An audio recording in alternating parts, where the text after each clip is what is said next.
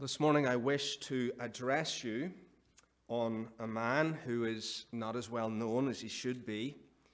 He's a controversial figure, but I would argue that he is equally an influential figure, or he certainly was in his own day. I introduced him to you in a previous colloquium address on the Scots-Irish migration and the formation of the Presbyterian Church in the Carolinas. His own lifetime movements actually trace the journey of the Scots-Irish people. He first crossed the Atlantic to New England as a boy, and then from there he moved into the middle colonies, eventually into Virginia, and then onward into the foothills of North Carolina. His name is Alexander Craighead. He was born in Ulster, and he's buried in Charlotte.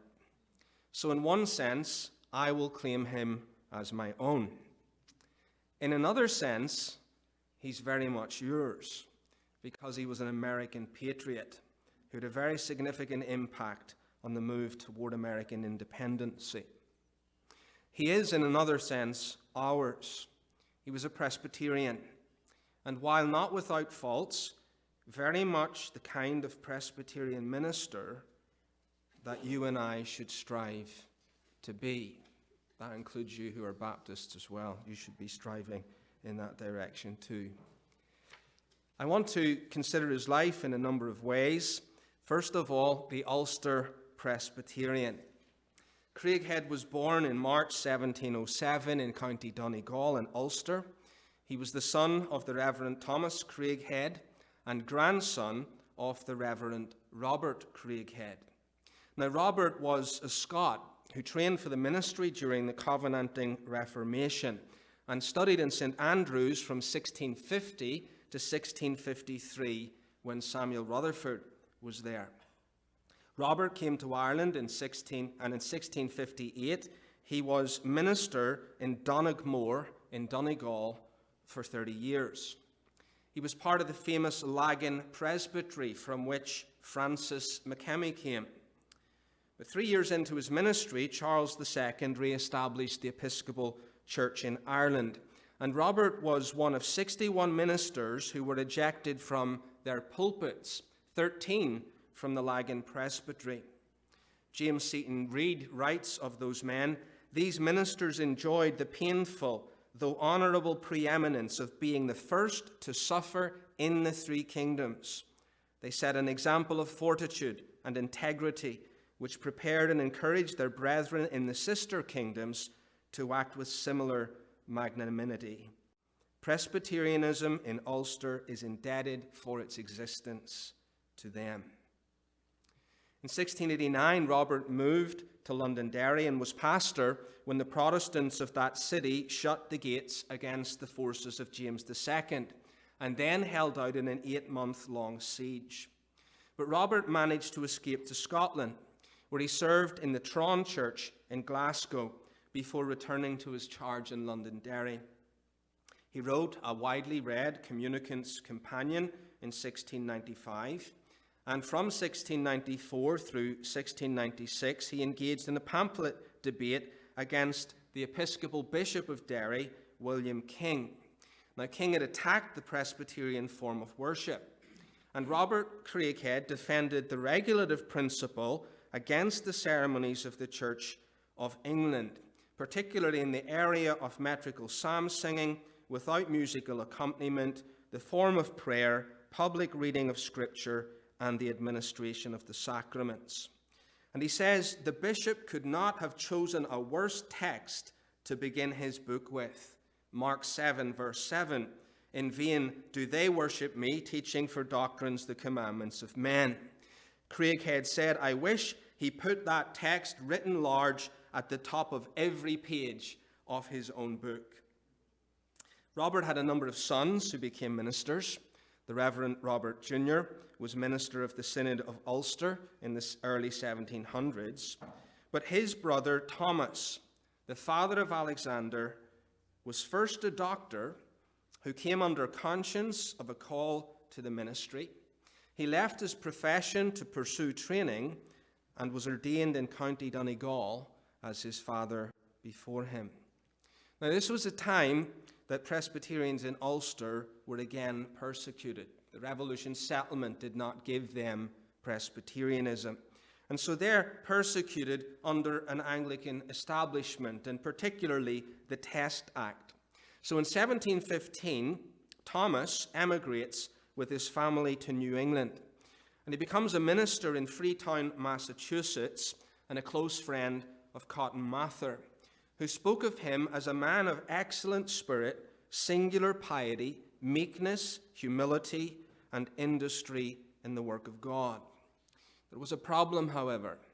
Thomas was too Presbyterian for New England, and so he moved south into the Middle Colonies, and he joined the Newcastle Presbytery in 1724, becoming minister of White Clay Creek and the Brandywine congregations in Delaware. In 1733, he moved to Lancaster County, where he ministered for a time in the Pocaya congregation.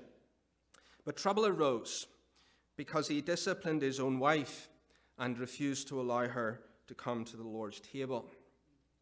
He then took a call to the Hopewell Church in 1738, when his own son, Alexander, conducted the induction service.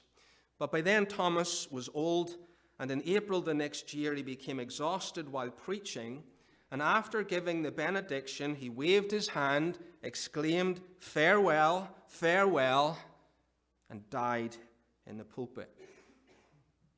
His preaching was described as passionate, often melting his audience to tears so that they were unwilling to leave the services at the proper time. One said his preaching was remarkably fervent and often attended with revivals. His theology was strictly conformed to the Westminster Confession, for which he displayed a special attachment. And he was first to subscribe the confession both in the Newcastle and Donegal presbyteries. Well, I spend time on the grandfather and the father to introduce you to the son, because these are the men who shaped our subject as he grew and passed on their heritage to him. Now, as I said, Alexander was born in Ulster 4 years before the death of his grandfather. And in 1715, aged 8, he emigrated with his father to New England. He sat under his father's preaching through his childhood and was also brought up under his father's tutelage and training in the home. He was homeschooled in that sense. God placed his own call on Alexander's life in 1734, and he came under the care of Presbytery, being licensed in the October of that year. He was first sent by the Presbytery to supply the first congregation west of the Susquehanna River. And then he was called to the Mid-Octorara congregation in Lancaster County, Pennsylvania, and he settled there in 1736. He was very much a fervent preacher, as his father was. He was a keen supporter of revivals. And he spent the first years of his ministry in relative quietness preaching the gospel. But as we shall see, things were about to change. So the second point is that the Ulster Presbyterian now becomes an American Covenanter. So at the time Craighead was ordained to the ministry, you've got the old side, new side controversy brewing in the Presbyterian Church. And the contention was over a number of things. One was confessional subscription, where the old side favored full subscription, the new side didn't. Then there was the question of revivals, where the old side were uncomfortable with the new side's enthusiasm towards them. And then there was the issue of training men for the ministry, which centered around Tennant's Log College, which was established for local training, whereas the old side wanted their candidates to go principally to Scotland or perhaps one of the more developed places of learning in New England. Well, at that time, Craighead was strongly aligned with the new side on most things, and that will be significant. He was a supporter of the Great Awakening, a friend of Gilbert Tennant, And he travelled with George Whitefield when Whitefield visited in 1739 and the subsequent years. And Whitefield refers to Craighead 4 times in his journals. On May 13th, 1740, he writes, "Tuesday in the morning preached at Wilmington to 5,000 and at Whiteclay Creek in the evening to 3,000. After a sermon at Whiteclay, I rode towards Nottingham with Mr. William Tennant, Mr. Craighead, and Mr. Blair," that would be Samuel Blair, "all worthy ministers of the Lord Jesus, and with many others belonging to Philadelphia. We rode through the woods singing and praising God." Well, Alexander was a zealous young man, but his zeal was not always married to biblical prudence. And this led him into trouble with his presbytery. He believed that many of the old side ministers were unconverted, Pharisaical preachers, and so he began to rail against them in his preaching. This in turn led him to violate a presbytery ruling by intruding into the parishes of these ministers to establish his own meetings for preaching. At the same time, in his own congregation, he introduced new terms of communion. He required members, and in particular sponsors for baptism, to swear the Solemn League and Covenant, and he disciplined those who would not comply. In 1740, the presbytery met at his own church to examine complaints that had been made against him. And while they deliberated, Craighead preached to a group of supporters outside. His text was Matthew chapter 15, verse 14, "They be blind leaders of the blind." The people and the presbytery were then invited to attend to hear his defense. But when the presbytery refused and continued the proceedings, the people rose up in a tumult and compelled the presbytery to go home for the night. The meeting resumed the next day, and Craighead read his defense before declining the jurisdiction of the presbytery because they were all his accusers. He was disciplined, no wonder, for contumacy and suspended from the ministry. But he ignored the ruling. He continued to preach. When the next synod came round, he took his seat, which started a week-long debate in the synod that ended with no decision. It was at that time that the protest of the new side ministers was tabled and the church split into its old and new side synods. Craighead joined the new side as a member of the New Brunswick Presbytery, but he didn't remain there for long. As I said a moment ago, he agreed with the new side on most things, but not all things. His views on confessional subscription were more aligned with those of the old side church. And when his new presbytery refused to adopt full confessional subscription and an acknowledgement of the Solemn League and Covenant, he withdrew and published his reasons for doing so in 1742. The first reason stated was this: "Because I suppose that the Confession of Faith, which was composed by the Reverend Assembly of Divines at Westminster, was never yet received in this province, either presbyterially or synodically, as the confession of our faith in every article thereof." He refers to the synodical acts of 1729, 34, and 36, where candidates were to declare agreement with the essential articles of the confession, but could declare their scruples to the presbytery, who would then judge him acceptable or otherwise. Now, Craighead argued this, that this is to make the presbyteries the judge of what the confession should be, and the acts of presbytery what the candidate is subscribing to. I would say he's absolutely correct in that. His fourth reason, he lamented that there had been no adoption of the whole covenanted Reformation, nor testimony against the defections of the covenanting period. And he concluded by saying, "Let these things appear in others' eyes as they will, they are very weighty to me." So weighty, he felt bound to withdraw from the synod. Yet he did so saying that he didn't want to promote divisions. And so he proposed a number of terms to the presbytery. Number one, if they were willing to fully subscribe the Westminster Confession and Catechisms. Number two, if they were willing to take the directory of worship and government as their guide. Number three, if they were willing to own and acknowledge the National and Solemn League and Covenants. Number four, if they were willing to give Presbyterian testimony against the apostasy in Charles II's time against prelacy as an invention of men, among other things. So here's Craighead. He's a strict subscriptionist with a very keen awareness of the Covenanted Reformation in Scotland. He had this, of course, by way of family heritage. But it also seems that he had links with the churches in Scotland that existed outside the establishment. He has a very deep appreciation for the Erskines and the stand of the seceders. And if you think about it, this is really contemporary with the old side, new side controversy in America. And so when he writes his reasons to the presbytery, he appeals to the secession church in Scotland. Their case is like our case. We ought to follow them as an example.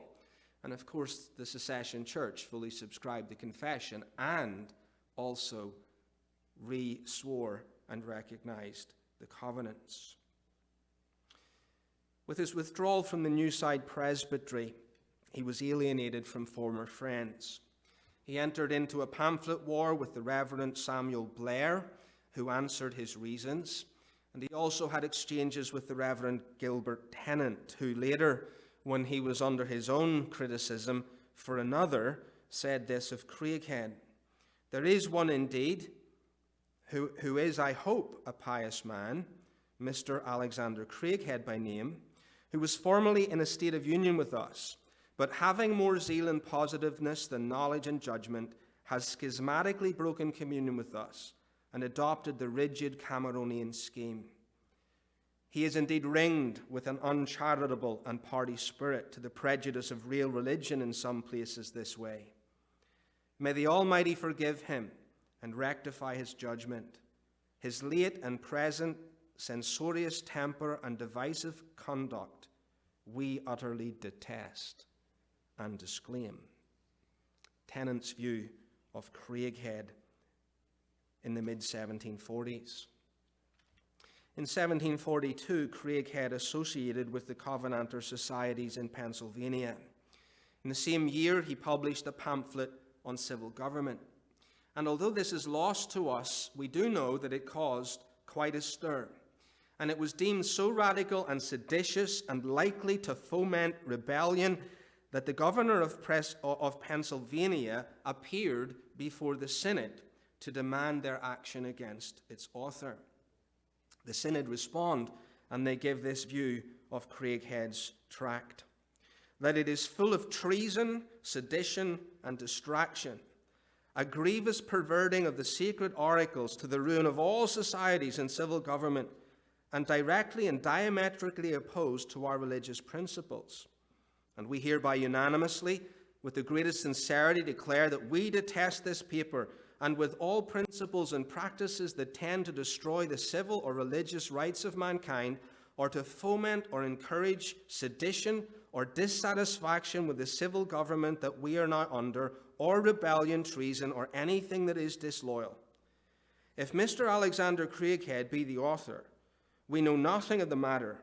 He has been no member of our society for some time past, nor do we acknowledge him as such, and heartily lament that any man that was ever called a Presbyterian should be guilty of what is in this paper." The synod here show their own lack of appreciation, not only for Craighead's position, but for that of their forebears in Scotland. But as many things the Scots Covenanters wrote that were thought radical became later enshrined in the Revolution settlement, what was deemed seditious in the colonies in the 1740s became widely embraced and precipitated in the American Revolution and the decades to follow. In 1743, Craighead gathered the Covenanting Societies to Middle Octor, and on November the 10th, a sermon was preached on John 8:56, "What think ye, that he will not come up to the feast?" The next day, another sermon was preached on Jeremiah 50, verse 5, "Come, and let us join ourselves to the Lord in a perpetual covenant that shall not be forgotten." After which, with drawn swords, they confessed the breaches of the covenant, professed their engagements to duty, and the testimony and covenants were publicly read. Craighead continued with the Covenanting Societies throughout the 1740s. And during this period, he wrote 2 works. The first, a discourse concerning the covenants in 1742, followed by an account of the renewal of the covenants in 1743. Both of these works, together with his reasons for withdrawing from the synod, were published by Benjamin Franklin. They're the only preserved writings of Craighead that have been left to posterity. So he's an Ulster Presbyterian, he's an American Covenanter, but the third area of his life that we want to consider is the Carolina church planter. So Craighead is among the Covenanter societies from 1642 to around 1649. But he's never received as a Reformed Presbyterian minister. He does strike up correspondence with the Reformed Presbytery in Scotland and asks them to send helpers to the New World, and they eventually will, Reverend John Cuthbertson in 1651. But by this time, Craighead had already moved on. And Reformed Presbyterian historians have spoken quite negatively of him for this. And so a comment in Reformed Principles exhibited by the Reformed Presbyterian Church states, Craighead did not, however, possess stability. Overstrained zeal is seldom permanent. This man, having cooperated with the Covenanters with an ardor which appeared to some of them enthusiastic, left his profession and vows and turned to the flocks of his former companions. Sometime between 1649 and, this should be 1749 and 1751, Craighead moved with a number of settlers from Pennsylvania to cow pasture in Augusta County, Virginia, where a local magistrate, Richard Woods, permitted him to preach.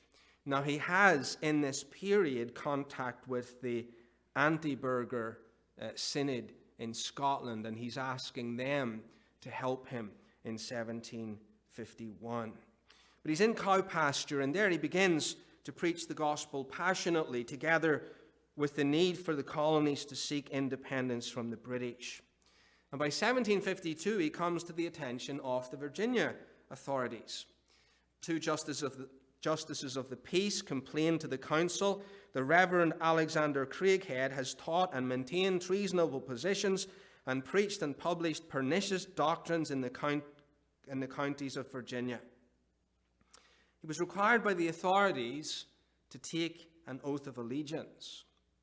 But his friend and magistrate Richard Woods administered it and allowed him to omit whatever part of it he thought fit. Later, the council ordered him to be apprehended and brought before the governor in Williamsburg, together with Mr. Woods, due to a complaint against them both. In his defense before the Virginia magistrates, he took the unlikely step of appealing to the Old Side Synod for help. The ministers that he was railing against as unconverted and pharisaical preachers not too long ago. And even more surprisingly, they helped him. The records of the synod note that Craighead sought a letter of commendation to the Virginia authorities in May 1752. And at the same time, the synod assigned him to supply a pulpit for the Reverend John Craig, an Old Side minister in the Valley of Virginia. But he didn't join the Old Side Synod. By 1754, he's a member of the Newcastle Presbytery in the Newside Synod. He's in the same synod again as Samuel Blair and Gilbert Tennant. Though his reasons for leaving in 1742 have not been satisfied, we don't have any details of his return, but we can imagine that it's going to require at least some discussion and healing of former wounds. He never attended the synod in subsequent years, but the synod recorded his death in 1766. In 1755, the Newside Synod erected the Hanover Presbytery, and Craighead joined the presbytery and remained there until his death, serving as moderator on at least one occasion. The synod minute for the erection of the presbytery reads, "The synod therefore appoints Samuel Davies, John Todd, Alexander Craighead, Robert Henry, John Wright, and John Brown to be a presbytery under the name of the Presbytery of Hanover, and that the first meeting shall be in Hanover on the first Wednesday of December next, and that Mr. Davies opened the said meeting by a sermon." Well, life in the Valley of Virginia was becoming increasingly dangerous. After Braddock's defeat in Pennsylvania in 1755, the frontier was exposed to waves of Indian attacks, and it forced many of the inhabitants to move south into North Carolina. And so many of the Virginia Ulster Scots made their journey and settled in what became Mecklenburg County. You can think of Charlotte, just up the road, really, from here. And so the Hanover Presbytery sends Craighead to preach at what would become the Rocky River Church and surrounding vacancies in January 1758. And they ask him to report back to their spring meeting. And he does so, and he receives and accepts a call to Rocky River and Sugar Creek. And Foote records the minute of that presbytery. Presbytery hereby consent that Mr. Craighead should accept the call of the people on Rocky River in North Carolina and settle them with them as their minister. And they appoint Mr. Martin to preside at his installation at such time as best suits them both. Well, it never suited Mr. Martin. He couldn't make it. And so the Reverend William Richardson, who would marry one of Craighead's daughters, took his place, and Craighead is installed in November 1758. In the next 8 years, the population of the region doubles, and those two churches give birth to 5 more.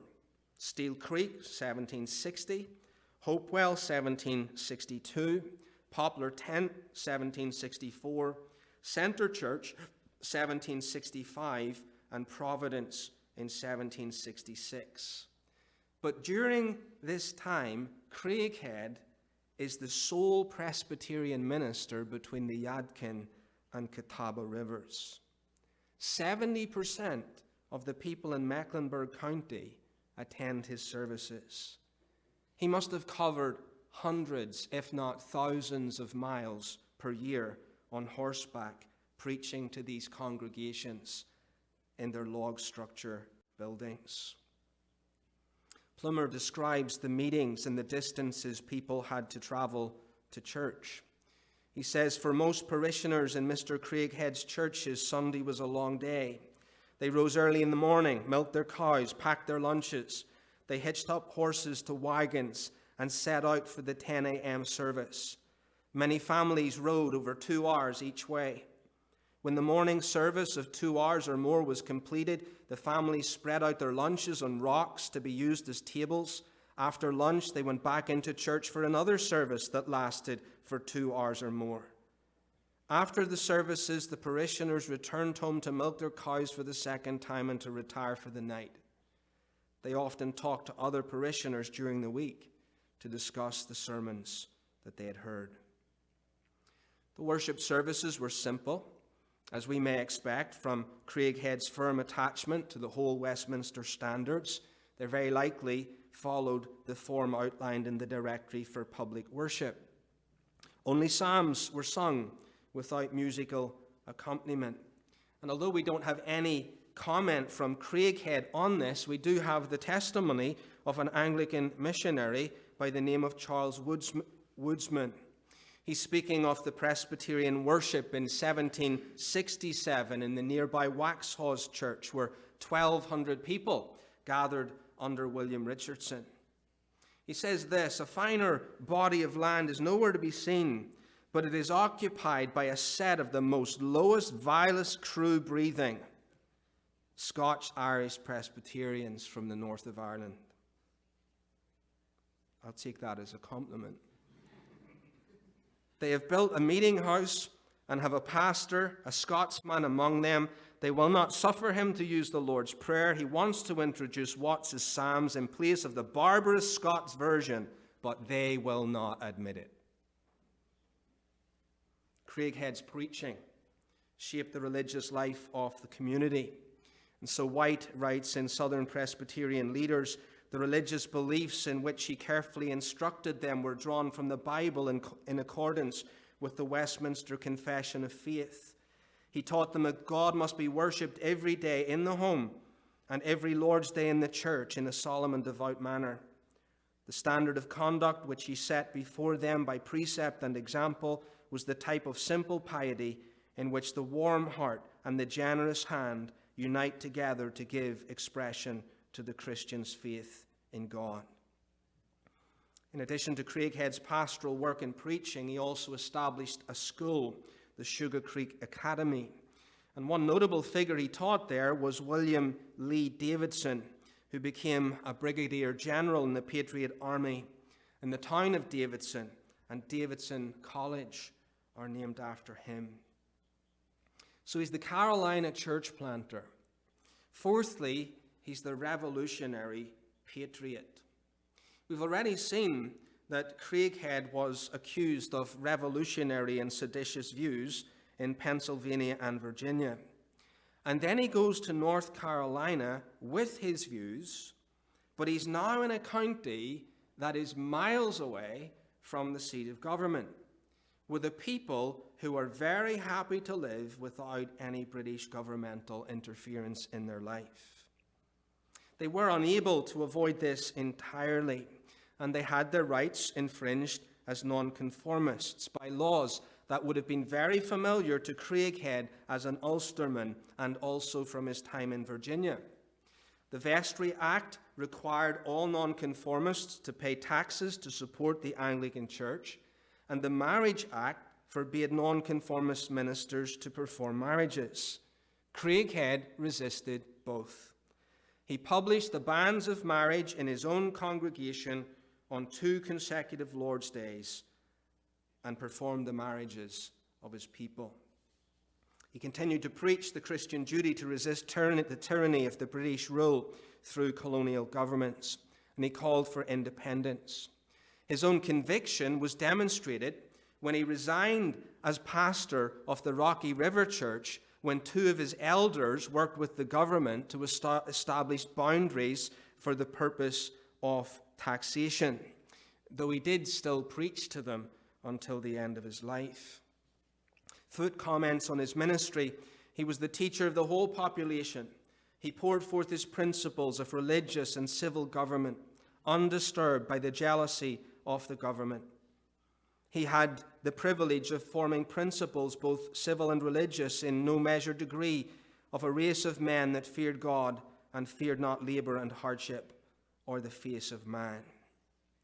Now the governor was concerned, and in an attempt to counter Craighead's influence in Mecklenburg, the governor asks the Anglican Church in England to send a missionary or a minister into the region. And the Reverend Andrew Morton was chosen.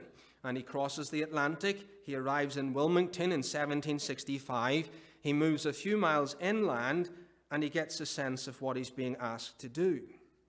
And he decides against it. And so he writes back to the society in England: "I have received intelligence as has discouraged me from proceeding any further. I was well informed that the inhabitants of Mecklenburg are entire dissenters of the most rigid kind, that they have a solemn league and covenant teacher, Alexander Craighead, among them, that they were generally averse to the Church of England, and they took upon the law lately enacted, the Vestry Act, as an oppressive stamp, and are determined to prevent it taking place there by opposing the settlement of any minister of the Church of England that might be sent among them.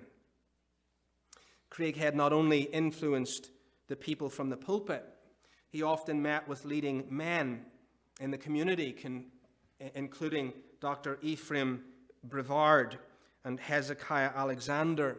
They would meet at the home of John McNitt Alexander.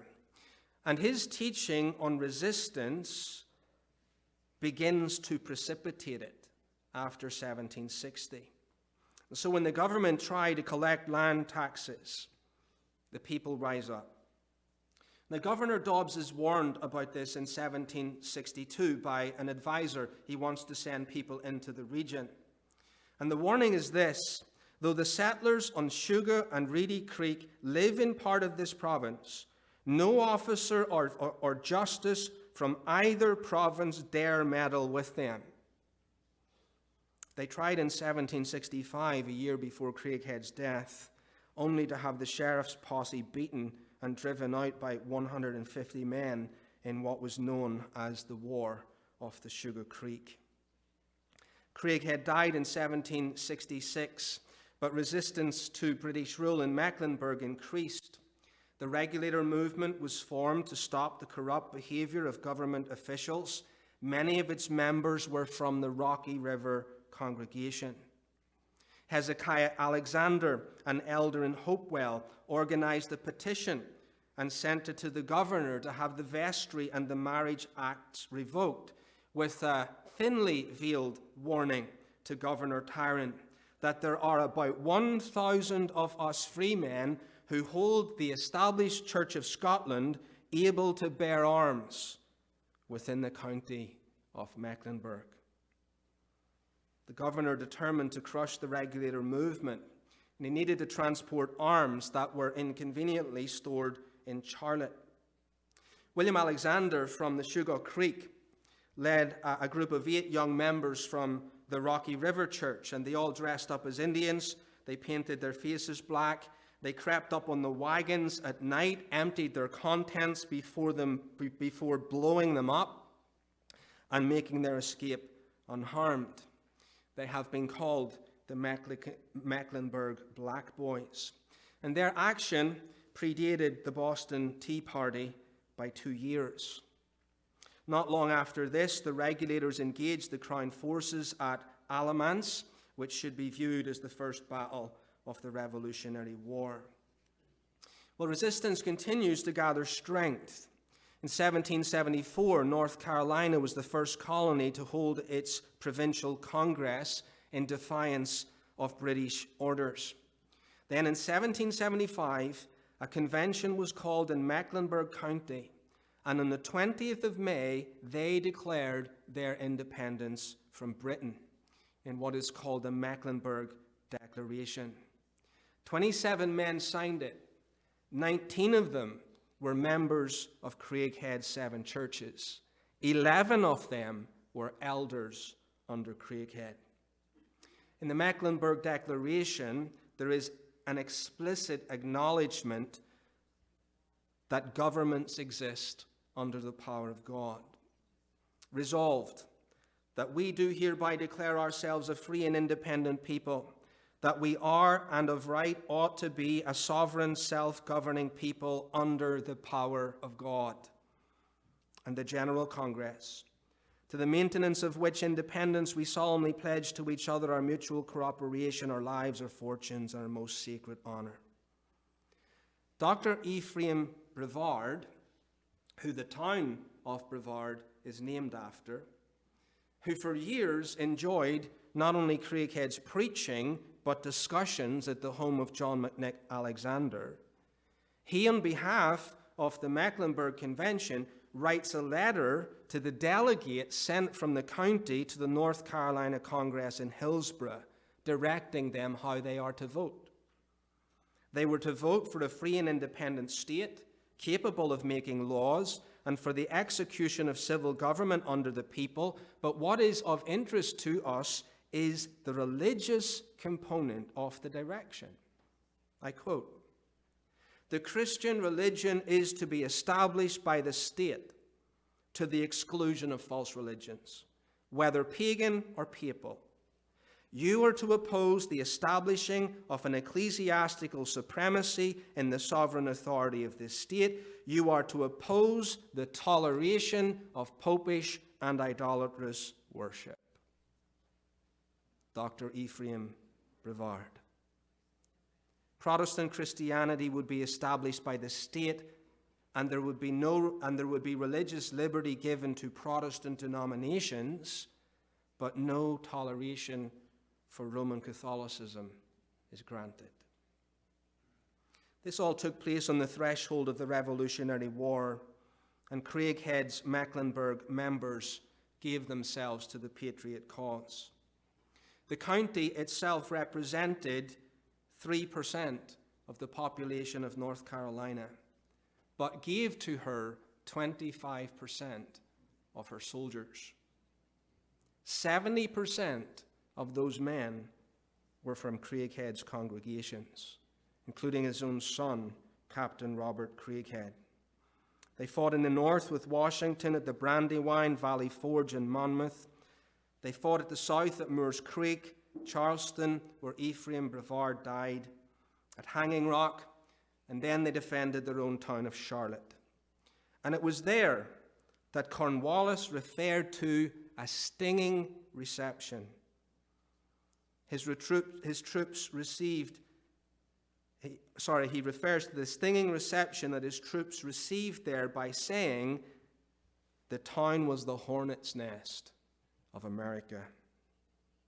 Colonel Tarleton said it was well known among the king's officers that the counties of Mecklenburg and Rowan were the most hostile to England in the whole of America. They fought at the Battle of King's Mountain and at Coupins. They slowed the advance of the English northwards at the Battle of Guilford Courthouse. One has said of the Scots-Irish that they were born fighting. These little hornets settled in the county of Mecklenburg, and a preacher of their own Ulster stock began to stir the nest, teaching them from the Bible and reminding them of their Presbyterian and Covenanting heritage, and they were the first in the freedom of your nation. Craighead is buried in the Shugaw Creek graveyard, and you can visit his grave in Charlotte today. There is also a monument to him in another part of the city. He is widely regarded as the spiritual father of the Mecklenburg Declaration. And on the centenary of that declaration, the Reverend A.W. Miller gave this tribute to him.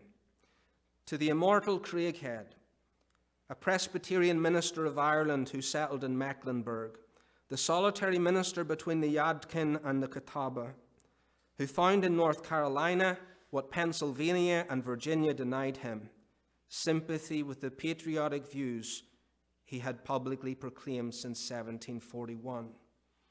To this apostle of liberty, the people of Mecklenburg are indebted for that training which placed them in the forefront of American patriots and heroes.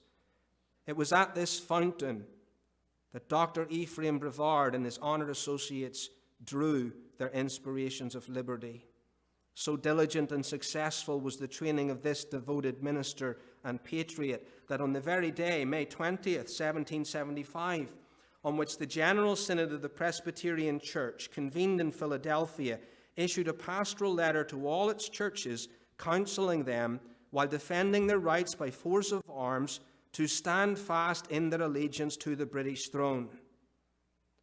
On that day, the streets of Charlotte were resounding with the shouts of free men, greeting the first declaration of American independence. So he's a revolutionary patriot. Fifthly, he's a faithful preacher. He's a faithful preacher. Our journey began in Ireland with the grandfather, Robert Craighead. His preaching, his writing was orthodox according to the confession and full of experiential and evangelistic zeal. He wrote a communicant's companion, but other works, including Advice for the Assurance of Salvation and another on walking with God. His son and Alexander's father, Thomas Craighead, was also noted for his preaching. It was fervent, often melting his audience to tears. His ministry was often attended with revivals, and yet his theology was strictly conformed to the Westminster Confession. And he preached to the end, dying in the pulpit. The spirit of the fathers lived in the Son.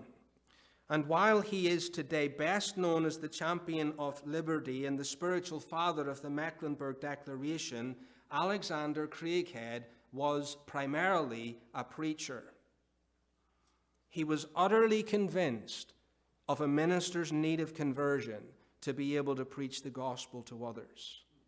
He preached it himself. He's found at the side of Whitfield on his preaching tour. He's so zealous for preaching that he intrudes into the neighboring parishes that he believes the gospel is not being preached to needy sinners. Foote tells us that he was an exceeding zealous preacher, noted for preaching sermons peculiarly calculated to awaken careless sinners. And Reverend Samuel Blair, whom he had a falling out with, speaks of a sermon preached by Craighead which produced such a state of feeling in the audience that some burst out with audible noise and bitter crying. There are other testimonies to his preaching, but we are sadly without any of his printed sermons. I was disappointed with that. I thought, where are we going to get a sample of Craighead's preaching? There are none. But in his work on the renewal of the covenants, we get a glimpse into it. His preaching, or the outline of two sermons that were preached there, are given, one on John 11:56 and the other on Jeremiah chapter 50, verse 5. But it's in another work that we see most the heart and style of the preacher. He writes a discourse concerning the covenants. And you imagine, well, there's not going to be anything too sermonic or warm-hearted in that. But while he deals with the duty of covenanting and the binding obligation of the National and Solemn League of Covenants, he begins with God's covenants and the glory of the gospel. And it's there, I believe, his preaching is heard in his writing. On the covenant of redemption and man's inability to make satisfaction for sin, he says this: "Nay, if all the angels in heaven would freely lay aside all their royal crowns of glory and should suffer ever such sufferings, what would all this be but the suffering of creatures, which could in no wise be equal to that which is infinite? When none of all these offerings would do to satisfy infinite justice, nor another that the whole creation could offer, then our blessed Emmanuel steps in and speaks thus: Then said I, Lo, I come. In the volume of the book it is written of me." How marvelously does all the persons in the adorable Trinity concert and sweetly harmonize in this glorious work of redemption. He later makes application of the whole discourse in 3 points. The first is evangelical, our need to be in covenant with God.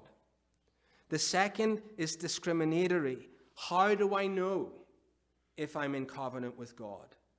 And the third, and the shortest of them all, is, we should re-swear the covenants. His application beats with the pulse of a reformed and evangelical minister. Oh, how stupendously do the beams of divine perfection shine forth in the covenants of redemption and grace. With what marvelous beauty and admirable luster do they appear in those covenants.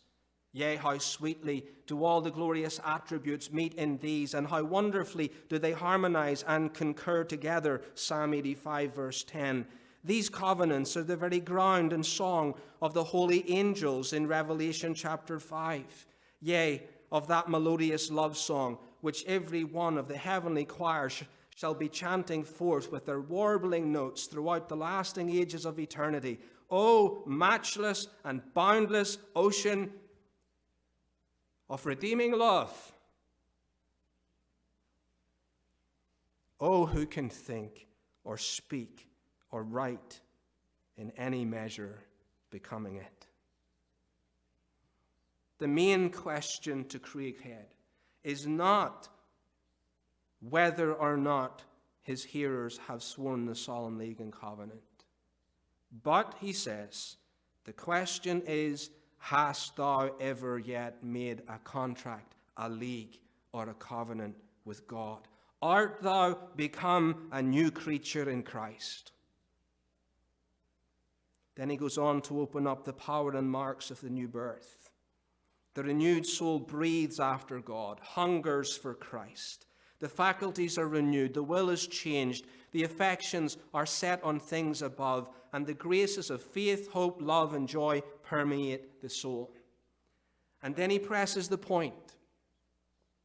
Wilt thou examine thyself, whether ever thou hast surely entered into a covenant with God? Hast thou any evidences? Hast thou the earnest of the Spirit, some foretastes of the heavenly Canaan? Dost thou frequently cut down some clusters of grapes from the brook of Eshcol? Art thou acquainted with the flowery hills of Zion? Dost thou feed upon the mountains of myrrh and the hills of frankincense? Dost thou drink of the water of life? Does the dew of heaven lie all night upon thy breasts? In short, hast thou the Spirit witnessing with thy spirit that thou art a child of God? No doubt Craighead shaped the minds of the people of Mecklenburg with their principles of biblical civil government, but only after he declared the evangel and preached to root their hearts in the glorious gospel of Christ. Any view of him apart from this would fail to understand everything about the man. Not only did he preach himself, he was born of preachers, we've seen that, but he sired and he shaped others. He was followed in Sugar Creek by the Reverend Joseph Alexander, who was married to the daughter of the Reverend Samuel Davies. Craighead's own son, Thomas, followed into the ministry and for a time supplied the Sugar Creek pulpit between 1780 and 82 before heading west to pastor in Nashville. Craighead's daughter, Rachel, married the Reverend David Caldwell, a hugely significant North Carolina minister who set up the Log College of the South. Many of the next generation of preachers and statesmen were educated and molded there. And it was said that Mr. Caldwell made them scholars, but it was the influence of Mrs. Caldwell, Rachel Craighead, that made them preachers. Their own son, Samuel Craighead Caldwell, was one of those preachers, and he would serve in his grandfather's pulpit for over 30 years, from 1792 to 1826. Later, Craighead's great-grandson, the Reverend John Madison McNitt Caldwell, would serve in that pulpit from 1837 through 1845. From Grandfather Robert in Ireland, that's 6 generations in a row of preachers, and there were more. Craighead was a preacher, if he was anything. Well, some lessons from what we've considered. First of all, zeal needs to be handled with care. Zeal needs to be handled with care. We're all men of many parts, and we all need growth and maturity in areas of ministry. And as a young man, Craighead has commendable zeal, but it's not married to biblical prudence, and he is somewhat reckless. Now, we commend his zeal for gospel preaching, We commend his zeal for full confessional subscription and for the concern for national religion, but a man can be right in the matter and wrong in the manner. We cannot condone his disregard of the presbytery who had the rule over him. And while at a distance we may be tempted to smile, as many of you did, at his behavior at that 1740 Presbytery meeting, we can't condone it. There was a more biblical way to pursue his convictions than unilaterally imposing new terms of communion on his congregation and preaching a tirade outside the presbytery that was meant to evaluate a complaint against him. Yes, it was a hot time in the synod, and he's not the only one who's hot. But he does appear to be hotter than most. Zeal is good. It would be good if we had more of it. But zeal has to be managed with biblical wisdom, and that does not constitute compromise. Remember Dr. Alan Cairns saying on one occasion, zeal is like fire. Inside the hearth, it is a wonderful servant. But outside the hearth, it will burn your house down. Zeal needs to be handled with care. Secondly, men can reconcile and breaches can be healed. Craighead's zeal for the gospel and confessional subscription and the covenants that led him out of the Presbyterian church into the covenanting societies, and we have little information as to how he reconciled. But at the same time, his convictions do not appear to have materially changed. At the time he re-entered the church, he was under civil investigation for sedition and rebellion in Virginia. But yet it appears he found a way to maintain his views within the church while working with others and contributing to the overall advance of the gospel. Maybe under some kind of protest, which I would argue he should have done back in 1740 through 42. It was a period leading up to the reunion of those synods, and others like Gilbert Tennant also calmed down a little bit, and they were able to bring the church together again. Thirdly, Craighead is a model, though not perfect, of what we want to be. Craighead is a model, though not perfect, of what we want to be. I wonder when you study the old side, new side controversy, if you find yourself like me, it's hard to pick a side. It's hard to pick a side. Why? Because we share the old side's commitment to full confessional subscription, and we share the new side's commitment to a converted ministry, zeal for the gospel, and belief in God's power in revival. Well, here's Craighead, and despite any excesses he may have had, he stands right in the place where we want to be. We want total commitment to confessional orthodoxy, and we want warm-hearted evangelical gospel ministry that depends and waits for the unction of heaven. We want the word preached in power and demonstration of the Spirit. We want the warm-hearted experimental religion that comes out in Craighead's writings. Furthermore, we want a commitment to the Reformed faith as a whole that has implications for the whole of life and for the nation. Do we not want Christ exalted in our states, and magistrates and people to bind themselves in obedience and covenant to serve the Lord? COVID has shown us that much of the contemporary church is ignorant of their heritage of lawful resistance. I would have loved to see the magistrates make their way to Craighead's Mecklenburg to enforce their mandates. What kind of response would they have received? There would have been another battle at the Sugar Creek. No, Craighead is a model, though not perfect, of what we want to be.